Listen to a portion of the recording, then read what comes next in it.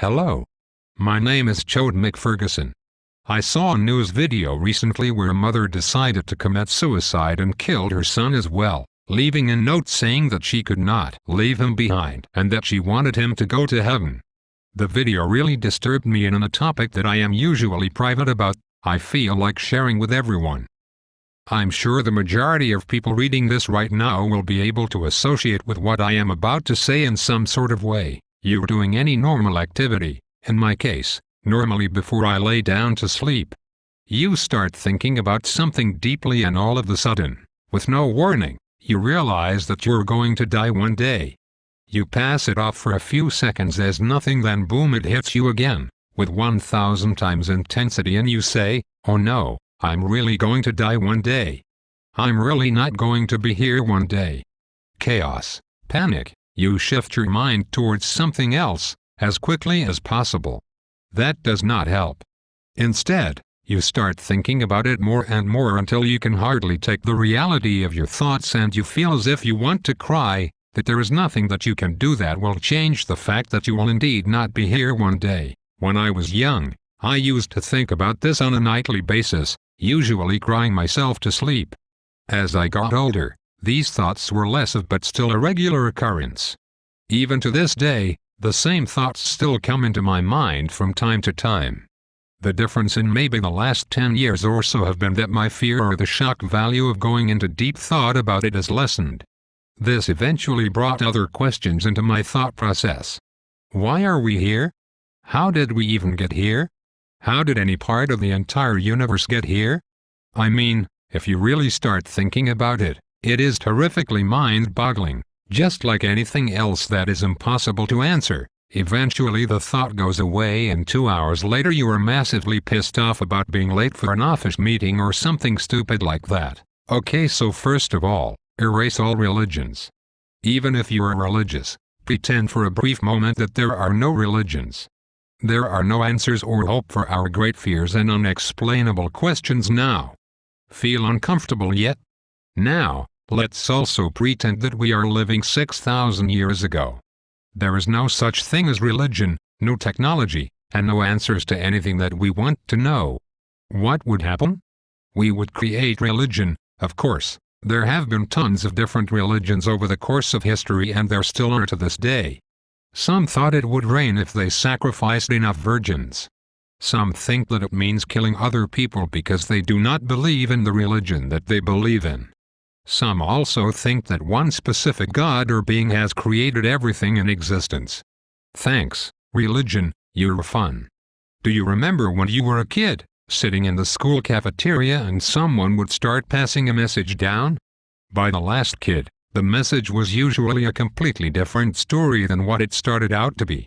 This was in around 3 minutes. Imagine, if you will, thousands of years of different religions. It works the same way. Religion was created out of fear. To me, religion is single-handedly the most ludicrous, violent, and mindless creation of our human existence. Although it was originally created out of fear, to avoid chaos, it has become much more than that in the present day. Now it is all of that, but add money and power. Praise your wallet. I am not an atheist, I just simply do not recognize religion as a whole. So, what do you recognize then, Chode McFerguson? Thanks for asking. I recognize the facts and what I can see and validate. The sun and the stars are there, they are showing themselves each day saying, "Hey, check me out, I'm here," and stuff. So then, are you saying that you do not believe in what you cannot see? No, I am not. I am 100% sure that there are things that I or anyone else will never be able to see, and I 100% believe that they exist. This brings me into my main theory. When people ask, "Why are we here?" or "How did anything start?" they usually think of what we refer to as the universe. Although, no one has any idea what it all really is. When people think of the universe, they think of planets, stars, galaxies, etc. However, no one knows any ends to the universe, which at least makes it possible that there are no ends to it. Let's face it, the universe was not made for us. We are no more special than the tree across the street or the spider we just stepped on last night.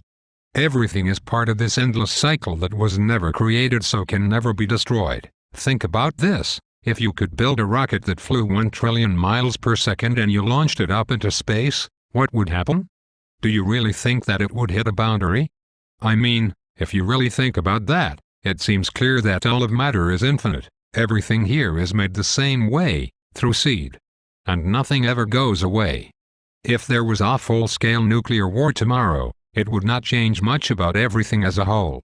We just think we're so important that it prevents us from seeing things as they really are. Let's say for example that every single living thing on our planet died tomorrow. Is that it? Is everything over? Of course not. It's just natural to think that it would be, because we value our own lives more than we value anything else. However, you must look past that and see the truth. If only to realize it long enough to free your mind of the poison and uncertainties that it has been consuming. So if that situation did occur, and every living thing on our planet died tomorrow, there would still be stuff in the universe. If the sun exploded tomorrow, there would still be existence. What does this tell you? It tells me that it is 100% without a doubt impossible for the universe to come to an end as there are no bounds and no way to destroy all matter. By destroy I am speaking of make completely go away. If there is no way to destroy it or make it go away in full, then it is impossible that it was ever created in the first place. So then, how the heck did it get here?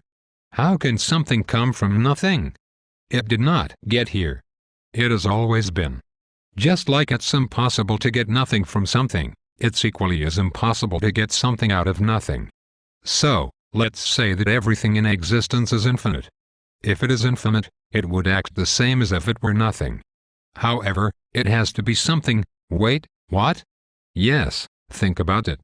This is what nothing is. It's something. Basically what I'm trying to say is, imagine if nothing was here. Okay, what would be here then? Nothing. There has to be something, even for there to be nothing here. This is what nothing is. Okay, if anyone is still watching this, I want to touch on one more subject. Instead of following something that you know deep down is not real, look inside of yourself and make yourself realize that you are a part of something that will live eternally. Nothing ever goes away fully. If you are buried, you will be in the soil. If the sun explodes 1 million years from now, that soil will burst into space, where it may land on something, and that something will be there, and the something from that will be there, and so on. It's never ending. Nothing can ever fully go away. You will always be a part of something, maybe sand, maybe gas, maybe 1 trillion miles away on an asteroid. My main point is that to me, putting my head to sleep at night with this thought is far more soothing than any religious fairy tale. Try to be the best version of yourself at all times and live a balanced life. Thank you.